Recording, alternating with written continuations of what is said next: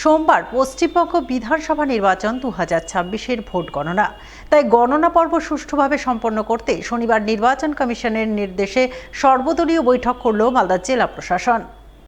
বৈঠক অনুষ্ঠিত হলো মালদা জেলা প্রশাসনিক ভবনের কনফারেন্স রুমে। বৈঠকে তৃণমূল, বিজেপি, কংগ্রেস, সিপিআইএম সহ বিভিন্ন রাজনৈতিক দলের প্রতিনিধিরা অংশগ্রহণ করেন।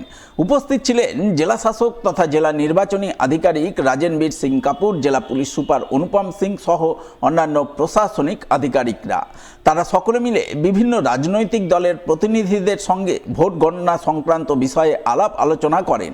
ভোট গণনার দিন কখন স্ট্রং রুম খোলা হবে, স্ট্রং রুমে কিভাবে বিভিন্ন রাজনৈতিক দলের প্রার্থী ও প্রতিনিধিরা প্রবেশ করতে পারবেন, কিভাবে গণনা প্রক্রিয়া চলবে, গণনায় কি ধরনের নিরাপত্তা ব্যবস্থা থাকছে, ভোট গণনাকে কেন্দ্র করে কোথায় কোথায় পার্কিং জোন হবে, কোথায় বিভিন্ন রাজনৈতিক দলের টেন্ট হবে ইত্যাদি নানান বিষয়ে সদর্থক আলোচনা হয় বলে জানা গেছে। আমরা সব পলিটিক্যাল পার্টি মিটিং করেছি, এসপি সাহেবও ছিলেন ওখানে। আমরা সবাইকে জানিয়েছিলাম যে কাউন্টিং সেন্টার কিভাবে আপনারা যাবেন, কাউন্টিংয়ে দেখি সিস্টেম হবে, স্ট্রং রুম ওপেন হবে। সবাইকে খুব ভালো একটা ড্রোন ভিডিও দেখিয়ে আমরা রিয়েল লাইফ ভিডিও দেখিয়েছি যে কাউন্টিং সেন্টারে কাছাকাছি কোন রাস্তা ওরা নিতে পারবে, সো দ্যাট ওখানে জাম না হয় কাউন্টিংয়ের আগেও পরে। এখন আমরা সব ভেন্যুতে গিয়ে ক্যান্ডিডেট সঙ্গে একবার স্ট্রং রুম ঘুরছি, সো দ্যাট সবার একটা কনফিডেন্স থাকবে, অ্যাডমিনিস্ট্রেশনের উপরে একটা ট্রাস্ট থাকবে। আজকে আমরা ডিএম অফিস পক্ষ থেকে সকল পার্টি রিপ্রেজেন্টেটিভকে ডেকেছিলাম।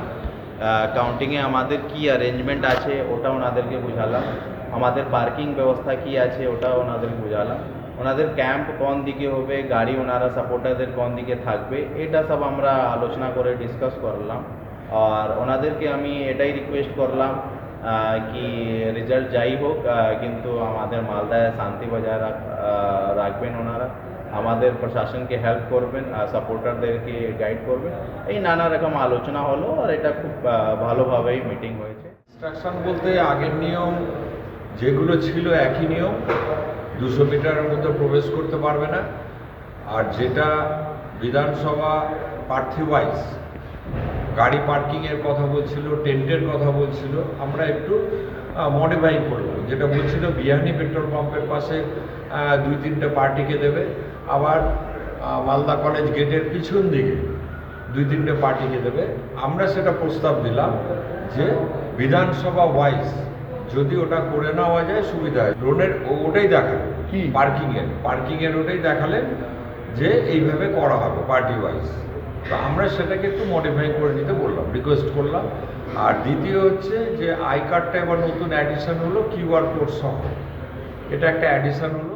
ইনস্ট্রাকশন বলতে আগামী 4 তারিখ যে আমাদের কাউন্টিং আছে মালদা কলেজ এবং পলিটেকনিক কলেজে, সেখানে গাড়ি ঘোড়া কোথায় থাকবে, পলিটিক্যাল পার্টি তার টেন্ট কোথায় বসাবে এবং কিভাবে কি করতে হবে, কি কি জিনিস নিয়ে ভেতরে অ্যালাউ করা যাচ্ছে, এবং একবার কাউন্টিং এজেন্ট ভেতর ঢুকলে তিনি আর বাইরে বেরোতে পারবেন না, কিভাবে বেরোবেন, এই সমস্ত বিষয় নিয়ে আলোচনা হলো।